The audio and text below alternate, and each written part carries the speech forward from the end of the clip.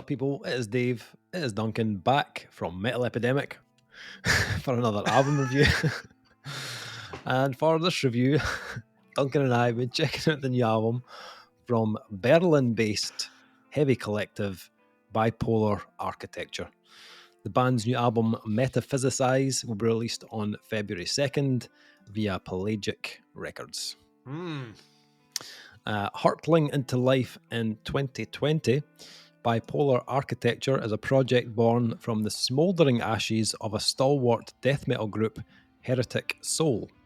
Having retrained all of the nihilistic fury of their former outfit, Bipolar Architecture introduced the forward-thinking ferocity of hardcore, as well as the atmospheric dynamism of post-rock and shoegaze. I wobbled there for a second, before debuting their searing new sound on their first EP, The Tragic Protagonist, which quickly turned heads and left ears ringing.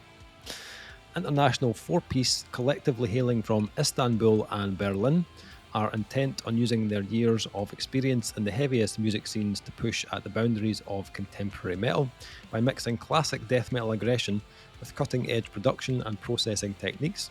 Bipolar Architecture have created a balance of sound that is raw, frenzied and extreme, whilst also nuanced, refined and pliable. On Depression Land, the band's 2022 debut full-length, this truly progressive approach was realised in full as frontman, rhythm guitarist and principal songwriter Sarp Keski. His unmistakable banshee howl soars over fatty Canic's punishing blast beats and delay-soaked euphoria, courtesy of lead guitarist Marcus Sander and original bassist Enes Akovali, unifying Bipolar Architecture's diverse influences while simultaneously holding them poles apart for maximum abrasive impact. This isn't the last review, and fatigue is not setting in with these promo. If Depression Land was a distillation of Bipolar Architecture's signature sonics, though, 2024 sophomore album Metaphysicize is alchemical gold. Alchemical? Yeah. Is that a word? Still determined. Alchemical. It's alchemy. Yeah, alchemy. Alchemical. Still determined to drive at the bleeding edge of extreme metal. Metaphysicize uses the existentialist, introspective themes of Depression Land as a fuel for an even deeper, more haunting exploration of the human condition. Oh, Dave's review is going to be full of four-letter words. Oh, I'm so tired. Most of them swears.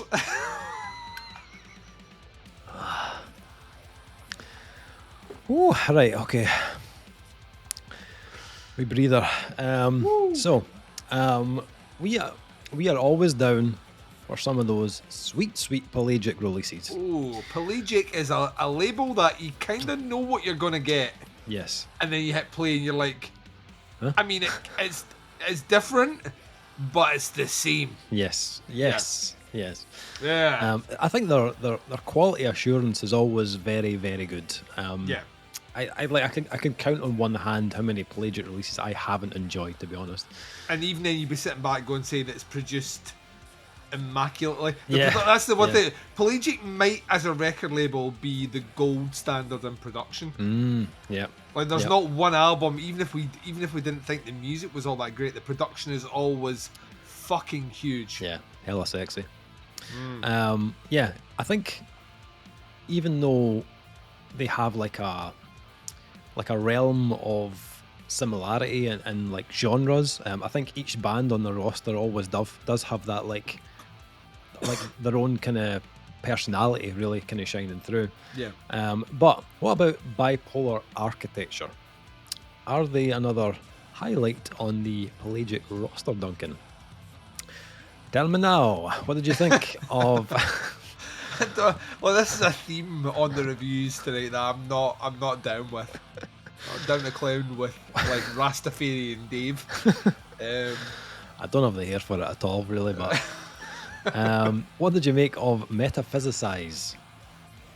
So this one I think I knew was on Pelagic because I think you may have told me last week post our recording session when you were telling me what bands we'd be listening to for the next one. So I was, of all the bands minus Slope that we've recorded in this time period, once again look out for the t-shirts, that's usually the link in thread. This was the one where I was like, right, cool. Right, we're getting a new Pelagic release. That means it's going to be proggy. It's going to be post-metally. It's going to sound amazing. It's going to be huge. It's going to sprawl probably, and we're going to get themes. And I'm down to clown on that. There's never a day where I don't feel like I could just dive into one of those albums. That's what you're going to say. There's never a day where I don't feel like a clown, Dave. Never a day where I don't feel like a clown. Fucking look at the size of these feet. You can fit eight. You can fit eight. Dave. You can fit 80 me in a mini. That's how much a clown I am right now. So I was curious, and distilling some of the attributes we've already mentioned about Pelagics want to sign certain bands within a sphere. Metaphysicize actually, as an album, as a concept, really, really, really does fit a lot of those elements. It ticks a lot of boxes. Bipolar Architecture have they have a proggy element about them. They have a thematic and conceptual sound about them, which really does feel like you're listening to, almost like you're listening to a story rather than you're listening to a collection of songs. And even on the structure of this album, the tracks flow right through each other. Had this been released as one 41-minute song, for example, that would make sense to me. There's no bits where I feel like from the opening song there's a track which has got a you know what I mean, like tracks weave very comfortably in the flow. The biggest element that actually stands against the albums that you get in Pelagic is the vocals. This is not a post-metal vocal, or even a vocal that delves into the clean elements of what you expect from that thing. This is straight up death metal, right? This is like raspy, kind of throaty, very powerful death metal style vocals. And the progging elements are more on the Tool side of prog. Like there's whole sections of this that remind me of Tool, than they are necessarily something you get from like the Ocean, for example, the Ocean Collective, which will like really kind of start to play with kind of quieter moments and atmosphere. Bipolar Architecture never really go fully into that, and that's a negative I'm going to come back to in a minute. Right. At its best, I think this album works as a conceptual one piece. This is an album listen. We talk about those ones where, like, to me, it's not a case of I pick a couple of songs and listen to those. The story it's weaving through, I think, works very, very, very well. And those moments where certain tracks start to lower the tone before bringing it back actually fit perfectly placed with what's come before and what's about to come after. It's always, production. Shines. Sounds fucking huge. This is amphitheater huge, right? This is like Pelagic style, as everything sounds like you should be sitting down, maybe with a pair of opera glasses, looking at the band. And like it sounds massive. It sounds like it should be appreciated. I will come on to more positives. I do want to come on to more negatives. I think Bipolar Architecture are missing a trick here. And the trick is what is almost on every other release on this label, is melody and the vocals. There are huge sprawling sections here which are crying out for clean vocals, like begging you to have something clean over the top of it to soar and lift it, and it never happens.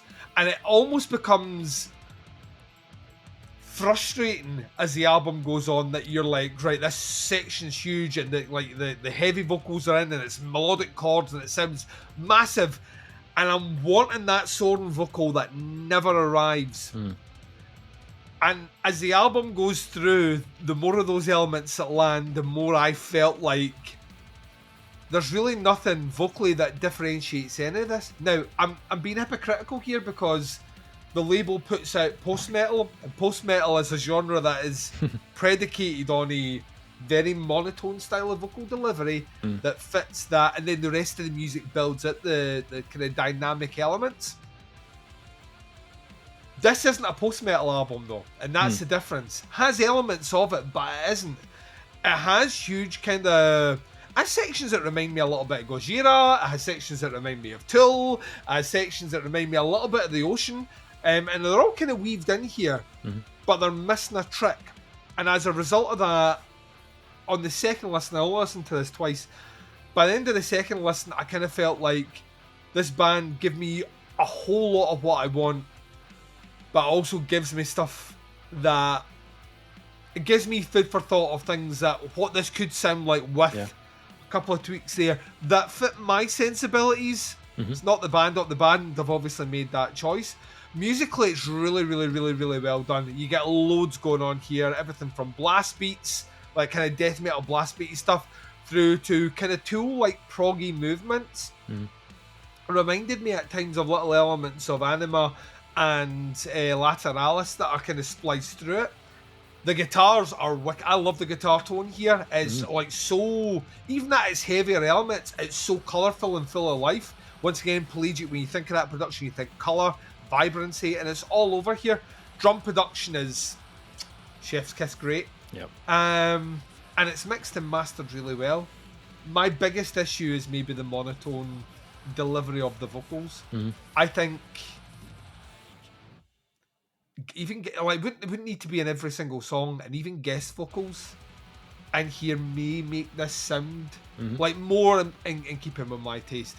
So it was a bit of a frustrating listen. There's no taking away from the talent that's in the band. There's no taking away from everything that's went into it. It's crying out for melody in the vocals, and that's my. It's the cross that I have to bear when I listen to it. Yep. Okay. I can see I'm picking up what you're putting down there. But I don't agree. I felt. Shut up, Duncan. I felt like this was an album for me. Out of the ones we listened to this week, this was the one that I had to kind of give plenty of focus and kind of concentration to kind of take everything that was going on, take it in. Although, like as you said, there's like post metal at the kind of foundations of this band, obviously because they're on Pelagic Records at the end of the day. But there's so many other things going on that it's hard to say this is a post metal album.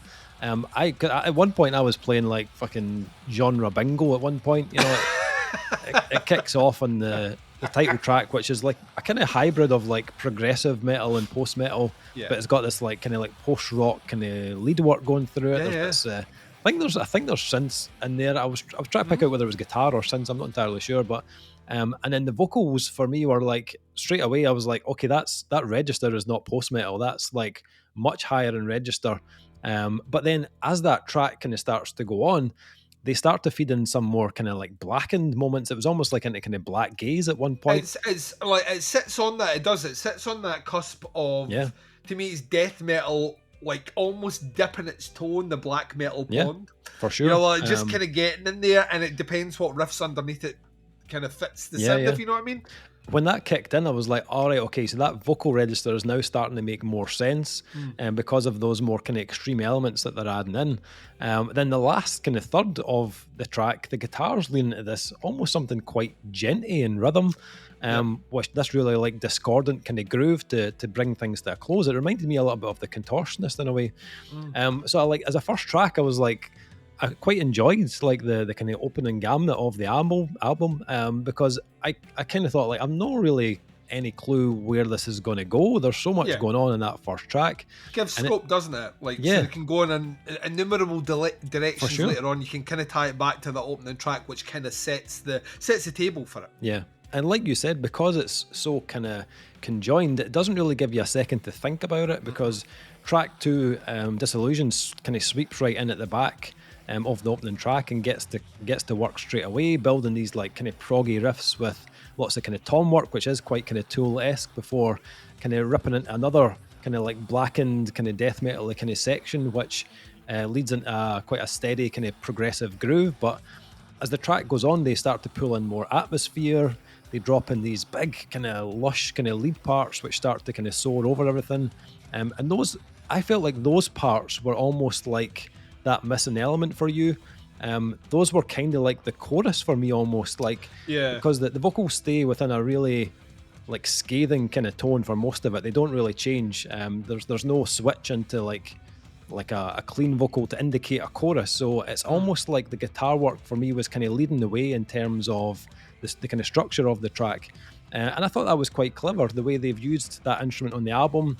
And it's like, it is a riff machine at points. That the riffs on this are killer, but it almost kind of distinguishes certain parts of the track as well, which would more often not be done by a kind of clean vocal normally. I think by the end of track 3, I think the kind of architecture of the album became more evident. It became clearer for me, and that I understood what they were kind of trying to accomplish musically and stylistically. And I don't mean like it was predictable, because, as I said, there's a lot going on in this album, but the kind of patterns of the tracks were more noticeable. It's very kind of calm and chaos is how I would kind of describe this album, which is great as a listener, because it's very dynamic. They very much tend to build a track up using either progressive guitar work and percussion, like on tracks like Gaerea, which sits in the middle of the album, or even Immortal, where they use that kind of more post-rock side of their sound to build into the heavier stuff. The one exception on the album was Alienated, which starts with a kind of full-on, and I felt like this was where they really went into that kind of black metal side of things. The lead work is really menacing. I thought it was quite reminiscent of Gaerea, actually, on that track. And then it goes in the opposite direction on that track, where it simmers down in the middle, and then they bring in lots of clean guitar work before they build the track up into a kind of black metal climax at the end. I thought that was a stunning track. I loved Alienated on the album. I thought it was a real highlight. But I'm kind of glad they only used that structure once. I think it stood out more because the arrangement was different to the rest of the album. I really enjoyed the kind of weight of this album. It sounds massive at points. Huge. And that's like quite indicative of Pelagic releases. But I think they also cleverly counterbalanced that with that lighter kind of post-rock type character as well at times. They are clearly very accomplished musically, to weave all of those styles together, make it sound so cohesive. I thought the layering and the build-ups were brilliant. The guitar playing is exceptional on this album, and there's plenty of kind of climactic moments on the album. I felt like the kind of blackened, the more extreme stuff was just perfectly like my tempo when it comes to that style. I think the blend was spot on, and I think Sarp's vocals are perfectly suited to that style. I think his tone is really, really clever. I gave this 4 listens overall, and I think it's a good length. I think it's about 40 minutes. So it's not long by their standards at all. As a label, this is probably one of the shorter ones. For kind of post-metal albums, they tend to kind of go on a bit longer. This one wasn't like that. It's not an album that I felt like exhausted after listening to. From a purely like selfish stance, I'd like to hear more of those kind of like heavy, kind of dissonant grooves. There was a few of them in the album, and they really caught my attention. Like they got my head going, and it created a kind of moment that stuck with me. And if anything, I felt like the album could have been doing with a few more moments like that, where it kind of made me want to return more to this album. I love that we're going in completely different. I'm like that. More melody in the vocals, and Dave's like darker. Like darker, colder, and more savage is what I'm wanting. I don't really have anything majorly negative to say about the album, to be honest. It's just a personal preference. I would have liked a little bit more of the kind of heavy grooves at times. I thought they were really clever. But yeah, I feel like these guys are firmly on my radar. And I imagine this would sound massive in a kind of live environment. So I'd definitely be up for catching these guys live if they come over to our neck of the woods for sure. Final thing, scores for Metaphysicize by Bipolar Architecture. So we are kind of like basically like almost pretty much on the same page, but with different levels of what we actually want the band to do, which the band aren't going to do, right? Like, we're almost fantasy booking the sound of the band. For me it's 4. I mean, there's hard to pick holes in this one. It's like the music is just of such a high caliber. To me, what would elevate their sound to a 4.5 out of 5 is that lead work you're talking about, that clean lead work. It just needs a big soaring vocal. Not all the time, it just needs something in melody or something just to hit one of those sickly sweet tones. Get the guy from the ocean in.